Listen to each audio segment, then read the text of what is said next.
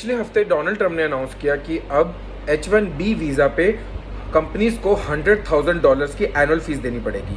मतलब 88 लाख रुपीस पर person per year देना पड़ेगा कंपनीज को, अगर वो बाहर के देशों से एम्प्लॉयज़ लाके अमेरिका में उनसे काम करवाना चाहते हैं वीज़ा पे। ये फ़ीस पहले 1.5 से 2 लाख रुपए हुआ करती थी सालाना, तो इसीलिए कंपनीज बहुत इजीली दे दिया करते थे हर साल, और ऑब्वियसली वीज़ा भी इजीली रिन्यू हो जाता था। अब ये बात सुनने के बाद पूरे वर्ल्ड में हाहाकार मच गया, स्पेशली इंडिया में।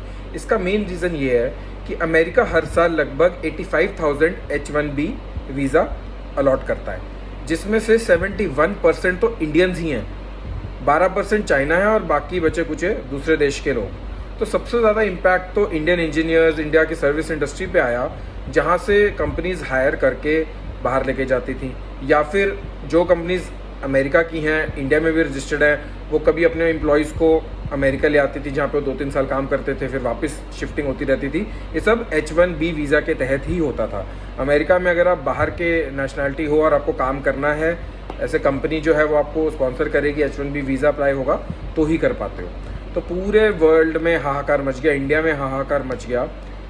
कुछ ही टाइम बाद ये क्लियर होकर सामने आया कि ये जो $100,000 की फ़ीस है, ये वन टाइम फ़ीस है, ये एनुअल फ़ीस नहीं है। उसके बाद ये भी सामने आया, क्लैरिफाई हुआ कि ये वन टाइम फ़ीस सिर्फ न्यू वीज़ा एप्लीकेंट्स के लिए है। एग्जिस्टिंग वीज़ा एप्लीकेंट्स और ऐसे लोग जिनका H1B वीज़ा रीन्यू होना है, उन कंपनीज़ को, उन एम्प्लॉयज़ के लिए ये फ़ीस नहीं देनी है। तो पहले उन्होंने बहुत क्लियरली बोला एनुअली लगेगा, सब पे लगेगा, और अब उसको क्लैरिफाई करके बोला कि वन टाइम फ़ीस है। तो चलो वो कन्फ्यूजन तो क्लियर हो गई। पर हैरानी की बात यह है कि ये चेंजेस लाते हुए डोनाल्ड ट्रंप ने बोला कि this is a matter of national security.